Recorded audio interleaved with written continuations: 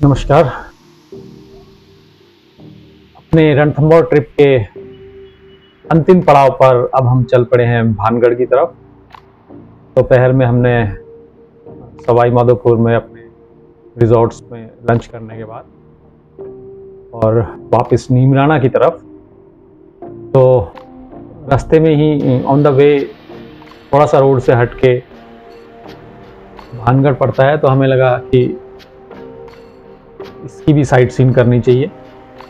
तो अब हम चल पड़े हैं भानगढ़ की तरफ, जो one of the world top most haunted palace में से एक है और आर्कियोलॉजिकल सर्वे ऑफ इंडिया द्वारा संरक्षित एक धरोहर है। उसके बारे में आगे जो भी है वो आपको आने वाली वीडियो में बताएंगे। तो मिलते हैं भानगढ़ पे। लो जी, ये भानगढ़ आ गए हैं अब हम ट्रिप टू रणथंभौर में।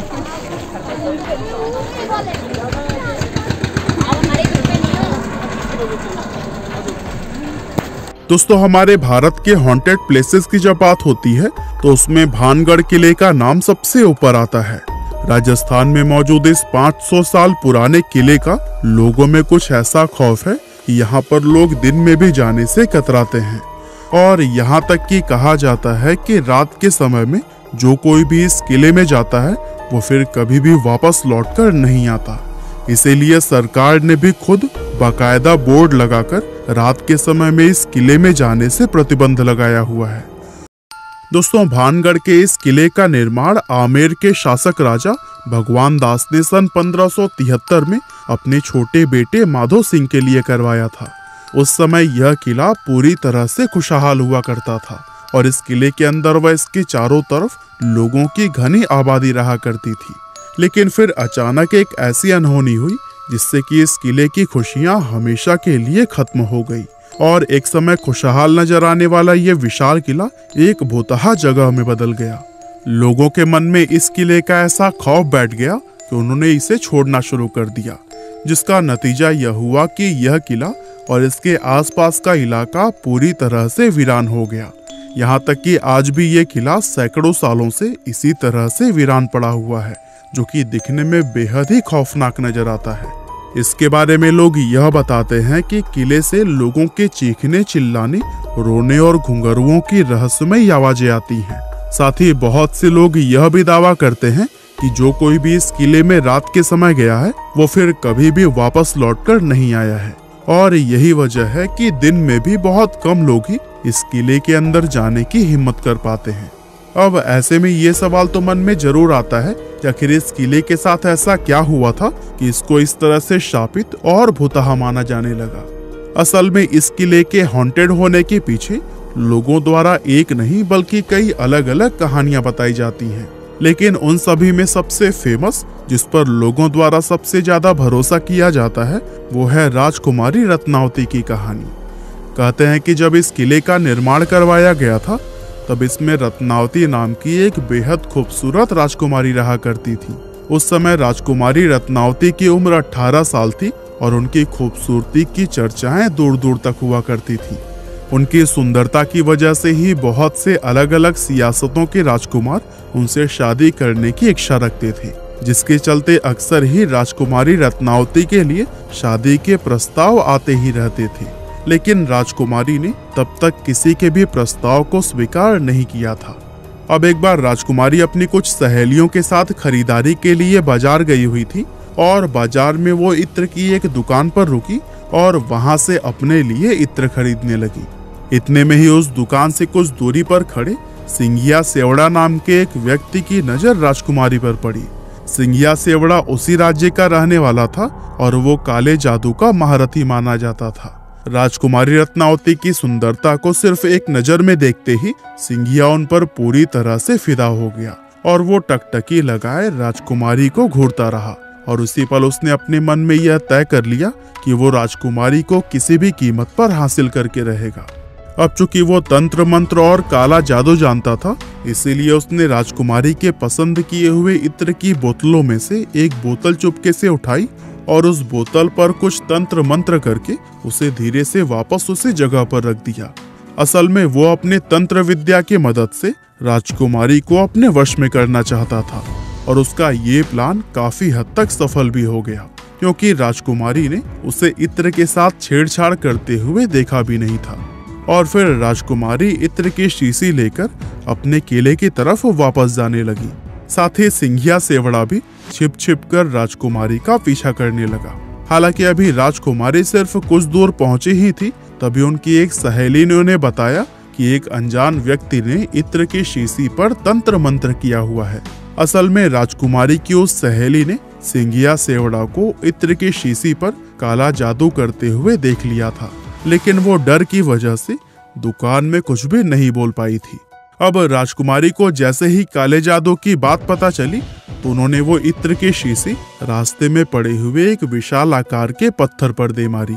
पत्थर पर पड़ते ही वो शीशी टूट गई और सारा इत्र उसी पत्थर पर बिखर गया। और दोस्तों, इस तरह से इत्र पर किया गया वो काला जादू उस पत्थर में आ गया, जिसके बाद से वो पत्थर खुद व खुद लुढ़कते हुए सिंघिया सेवड़ा की तरफ बढ़ने लगा। दरअसल सिंघिया ने उस इत्र पर ऐसा जादू किया था कि जो भी कोई उस इत्र को लगाता वो खुद ही उस तांत्रिक सिंघिया की तरफ खींचा चला आता। और चूंकि वो इत्र पत्थर पर लग गया था, इसीलिए वो पत्थर तेजी से उसकी तरफ ही बढ़ने लगा और पत्थर ने लुढ़कते हुए उस तांत्रिक सिंघिया को कुचल दिया, जिससे कि उसकी मौत हो गई। लेकिन मरने से पहले सिंघिया सेवड़ा ने यह शाप दे दिया कि राजकुमारी समेत इस किले में रहने वाले सभी लोग जल्द ही एक दर्दनाक मौत मरेंगे और उनकी आत्माएं हमेशा के लिए इस किले में भटकती रहेंगी। इस हादसे के कुछ ही समय बाद भानगढ़ और उसके करीबी राज्य अजबगढ़ के बीच में एक युद्ध छिड़ गया था। और दोस्तों, अजबगढ़ की सेना बहुत ही ज्यादा शक्तिशाली थी, जिसके चलते उनके सिपाही भानगढ़ के किले में घुस गए और किले में मौजूद हर एक पुरुष, महिला और यहाँ तक कि बच्चों को भी मौत के घाट उतार दिया, जिसमें कि राजकुमारी रत्नावती भी नहीं बच पाई थी। और दोस्तों, कहते हैं कि इस खतरनाक कत्लेआम के बाद से ही यह किला शापित हो गया था और उस नरसंहार में मारे गए मासूम लोगों की आत्माएं किले के अंदर ही भटकने लगी थी। दरअसल किले के आसपास रहने वाले लोगों को अंदर से अजीब अजीब आवाजें आती थी और साथ ही किले की तरफ जाने वाले लोगों के गायब होने की घटनाएं भी अक्सर सुनने को मिलती रहती थी। और दोस्तों, इन सभी चीजों के चलते ही किले के आसपास रहने वाले लोगों ने भी अपनी बस्तियां छोड़कर दूसरी जगह पर रहना शुरू कर दिया और देखते ही देखते यह किला और इसके आसपास का इलाका पूरी तरह से वीरान हो गया। इसके अलावा दोस्तों, इस किले के भुतहा होने के पीछे एक और कहानी यह भी बताई जाती है कि जिस समय यह किला बनाया जा रहा था, तब इस किले की जमीन के पास ही बाबा बालकनाथ नाम के एक साधु रहा करते थे। और बाबा को जब इस किले के बनने की खबर मिली तो उन्होंने राजा भगवान दास के पास यह संदेश भिजवाया कि वे अपने किले को इतना ऊंचा न बनवाएं कि उसकी परछाई मेरी कुटिया तक पहुंच जाए। अब राजा भगवान दास ने बाबा की उस बात को गंभीरता से नहीं लिया और जब यह किला बनकर तैयार हुआ तो इसकी परछाई बाबा बालकनाथ की कुटिया तक पहुंच गई। और दोस्तों, उस परछाई को देखकर बाबा क्रोधित हो गए और गुस्से में उन्होंने श्राप दिया कि भानगढ़ पूरी तरह से तबाह हो जाएगा। और दोस्तों, बहुत से लोग आज यह भी मानते हैं कि भानगढ़ किले की यह हालत बाबा बालकनाथ के उसी श्राप की वजह से ही हुई है। इसके अलावा एक कहानी तो यह भी बताई जाती है कि भानगढ़ में एक युद्ध हुआ था, जिसमें कि भानगढ़ के सिपाही पूरी तरह से हार गए थे, लेकिन भानगढ़ के राजा और उनके परिवार के दूसरे लोग अपनी जान बचाकर वहां से भागने में कामयाब रहे। अब चूंकि उन लोगों ने किले के अंदर अपना काफी सारा खजाना छिपाया हुआ था, इसीलिए दुश्मनों से उस खजाने को बचाने के लिए एक झूठ फैलाया गया कि यह किला पूरी तरह से शापित है और अगर कोई व्यक्ति इस किले में जाएगा तो उसकी तुरंत ही मौत हो जाएगी। और दोस्तों, इस तरह से खजाने को बचाने के लिए फैलाई गई यह अफवाह लोगों ने सच मान ली और भानगढ़ का यह किला हमेशा के लिए हॉन्टेड समझा जाने लगा। वैसे वजह चाहे जो भी रही हो, लेकिन इतना जरूर है कि इस किले को भुतहा बनाने में हमारी सरकार काफी हाथ रहा है। दरअसल कानून में भूत, प्रेत, पिशाच और बुरी आत्मा जैसे किसी भी चीज को कोई जगह या फिर मान्यता नहीं दी गई है और आज तक किसी भी कोर्ट ने अपना कोई भी फैसला भूत प्रेत को ध्यान में रखकर नहीं सुनाया है। इसके बावजूद भी सरकार द्वारा किले के बाहर बोर्ड लगाकर उस पर लिखना कि रात में इस किले में जाना मना है और भारतीय पुरातत्व विभाग का यहाँ पर अपना ऑफिस न बनाना, ये सभी चीजें कहीं ना कहीं इस बात की तरफ इशारा करती हैं कि हमारी सरकार भी भूत प्रेत में विश्वास रखती है। और दोस्तों सोचिए, जब सरकार की तरफ से ही ऐसे कदम उठाए जाएंगे तो फिर जाहिर सी बात है कि आम लोग तो इस किले को सच में ही शापित समझेंगे। दीवार को इसके अंदर ही ले लिया। दीवार आप देख रहे हो, दीवार को पेड़ ने अपने अंदर समाया है पूरा। ये पूरा एक वो हुआ करता था स्ट्रक्चर, जिस तरह से आप ये जटिल लटक रही है ना। Where are we? Ranthambore. Yeah, we are not in Ranthambore. So where we are? Okay, let's go. ये कर्ण अर्जुन की शूटिंग देखी होगी आपने, मूवी देखी होगी, तो उसमें गाना लगा था ना, बंधन तो प्यार का बंधन है, वो इसी मंदिर की शूटिंग है। उनकी सीढ़ियों की शूटिंग है, वो गाना इसी मंदिर से लगा है। और जो बड़ा नाम लिखा गया था कर्ण अर्जुन, वो इसी दीवार पे बनाया था उन्होंने चौक से। अच्छा, वो लिखा भी है तो? हाँ जी, दिख भी रहा है। वो तो वैसे ही लिख रखा है, लेकिन उन्होंने उस समय बड़ा बनाया। और जो गुल्ली डंडे खेलते हैं ना, वो त्रिपोलिया गेट की शूटिंग है, अंदर की शूटिंग। उसके बाद में फिर इसमें शूटिंग करना बंद कर दी, क्योंकि थोड़ा थोड़ी ज़्यादा करते हैं। हाँ, इसलिए बंद कर दिया। तो दूसरा मंदिर वो शिव जी का है, उसमें शिवलिंग है। दो मंदिर इस साइड है, वो सामने केसराई माता का है और वो सामने मंगला देवी का है। तो पांचवा बजरंगबली का मंदिर है बाहर जो बना रहा है। तो देखिए, पांचों मंदिरों में से 2 ही मंदिरों में मूर्ति है, बाकी 3 में नहीं है। तो 2 मंदिरों के अंदर उनके अंदर है, एक तो बजरंगबली के मंदिर के अंदर और एक शिव जी के मंदिर के अंदर शिवलिंग है। तो इसमें गोपीनाथ जी के मंदिर में कृष्ण भगवान की मूर्ति थी, उस समय नीलम थी। तो जैसे ये खंडर हुआ था ना, उसी समय लूटे मंदिरों से। तो खंडर करे किसने दी? हाँ जी, करे किसने खंडर? वो शराब की वजह से हुआ था ना सर, पूरा गांव नष्ट हुआ था एक ही रात। मंदिर का नहीं, किसकी वजह से? शराब मंदिर कैसे भी मिला? खंडित है, सभी थोड़े थोड़े सभी खंडित है। शराब क्यों, किस बात के लिए मिला था? हाँ जी, शराब किस लिए मिला था? वो सेनापति ने दिया था ना, रानी के ऊपर मन था, इसलिए सेनापति ने दिया। तो उसके बाद में ये मंदिर भी शिव जी का था, वो छोटा मंदिर जो दिख रहा है, वो गाँव वालों का मंदिर था, वो सामने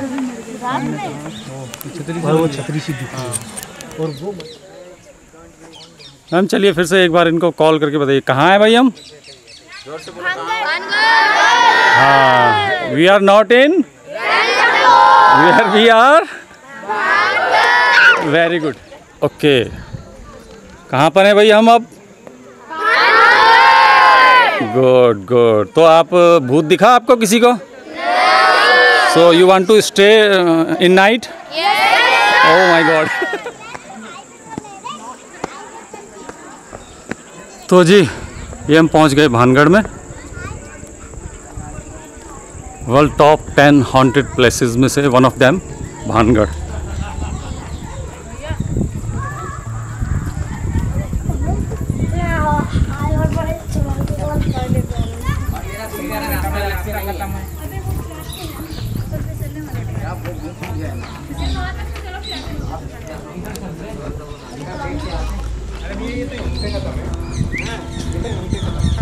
अरे ये तो वही मंदिर पे जा रहा है।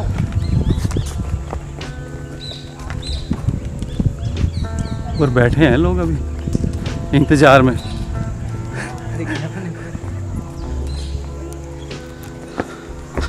पत्थर में फिसलन वाले। हाँ, संभाल के।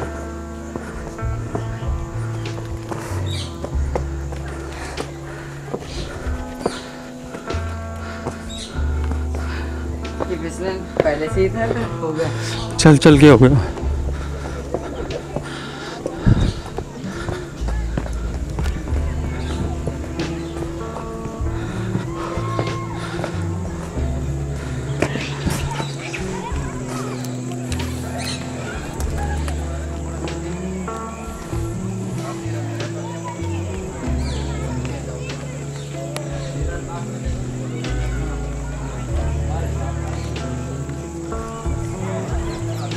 मैक्सिमम कितना जा रहा है?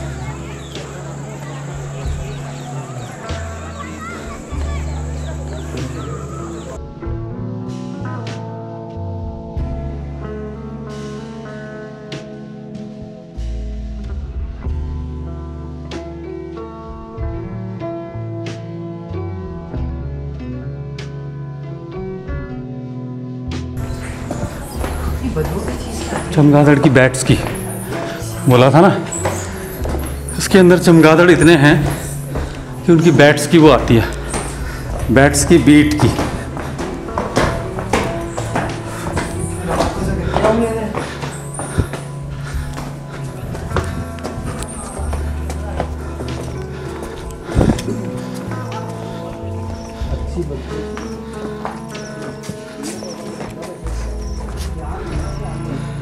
हमें यहाँ लगा।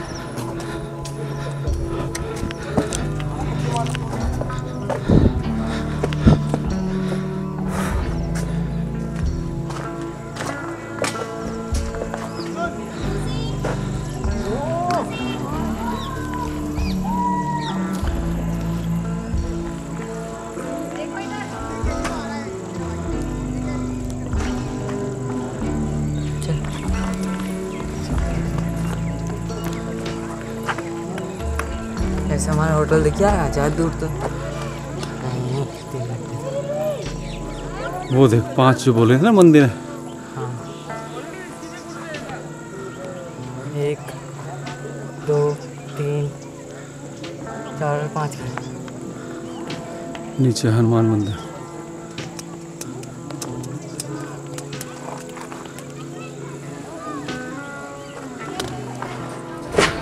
ओ तेरी मैं तो भाई मैं देखे वो कुछ भी कर ले ये देख। गाड़ी में हम दोनों को एक साथ गाड़ी चला पूरा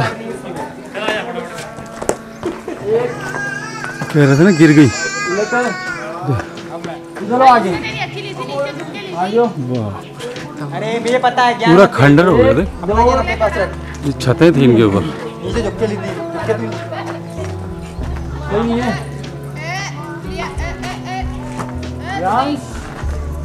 और थोड़ा झुक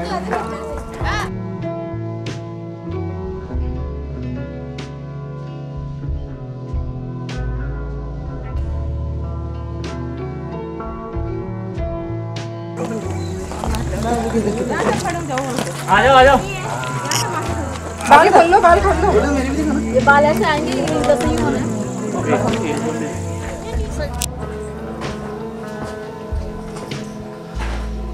यहाँ पे अब सिर्फ भूतों के तो नहीं, आशिकों के निशान रह गए हैं। और मुझे तो नहीं लगता आशिकों से बड़ा कोई भूत होता है। क्योंकि आशिकों ने अपनी निशानियां दीवारों पर लिख छोड़ी हैं जगह जगह।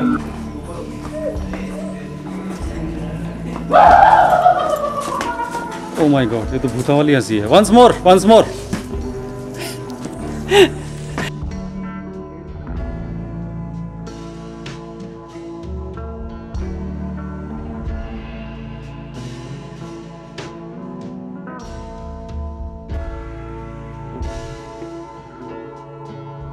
जी, इसे देखकर लगता है कि खंडर बता रहे हैं कि इमारत बुलंद थी।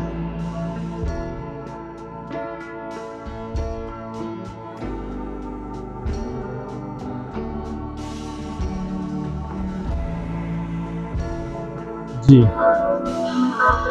अभी हम जिस कॉरिडोर से गुजर रहे हैं, इसी जमाने में ये भानगढ़ का एक सुसज्जित बाजार हुआ करता था और रौनक और लोगों से भरपूर। लेकिन अफसोस देखिए कि बर्बादी ने अपने निशान कुछ इस कदर छोड़े हैं कि जहां आबादी हुआ करती थी, अब लोग सिर्फ इसे एक टूरिस्ट डेस्टिनेशन के तौर पर देखने आते हैं। और रणथंभौर के इस ट्रिप पर हम अपने अंतिम पड़ाव, जो कि वापसी घर की ओर प्रस्थान है, चल पड़े हैं। भानगढ़ से निकलकर अब हमारा अगला पड़ाव होगा नीमराना, MVDM पार्ले स्कूल, जहां से फिर हम अपने गृह नगर फरीदाबाद के लिए प्रस्थान करेंगे। वहां पर हमारी गाड़ी खड़ी है और ये स्कूल का ट्रिप नीमराना में ही समाप्त होता है। वहां से जो है कि हमारा अनुमानित समय है 10 बजे के करीब पहुंचने का, क्योंकि इस समय आप देख सकते हैं क्षितिज पर सूर्यास्त हो रहा है और यहाँ से तकरीबन 4-1 घंटे का रास्ता और है नीमराना का, और फिर वहाँ से हम अपनी गाड़ी उठा के फरीदाबाद के लिए निकलेंगे। तो आगे के 3 घंटे और मानिए तो हम 12-1 बजे अपने शहर पहुँचेंगे। दूर क्षितिज पर सूर्य अस्त होने की ओर अग्रसर, और बहुत ही शानदार सफर रहा। 2 दिन का ट्रिप था रणथंभौर, जिसमें कि वापसी में हमने भानगढ़ होते हुए अब वापस लौट रहे हैं। और इस चूंकि अब नवरात्रे लग गए हैं तो आप देख सकते हैं कि स्थानीय लोग एक तरह से जात जिसे कहते हैं, जात पर जाना, एक ट्रक नुमा कैंटर में डीजे लगा हुआ है और स्थानीय भाषा में इसे क्या कहते हैं मुझे मालूम नहीं, लेकिन शायद ये जात ही कही जाएगी कि ये 9 दिन तक नवरात्रों में लोग इस तरह से जगह जगह जो स्थानीय मंदिर हैं या धार्मिक स्थल होंगे वहां पर जाते हुए अपने गांव से इस सड़क पर हमें कई ऐसे ग्रुप मिले, कई ऐसे स्थानीय लोग कहें या वो एक ट्रकनुमा डीजे में, और देख सकते हैं आप नाचते गाते हुए दरबार कहें, माता के दरबार कहें या मंदिर कहें, उसकी ओर प्रस्थान करते हुए। बहुत ही शानदार सफर रहा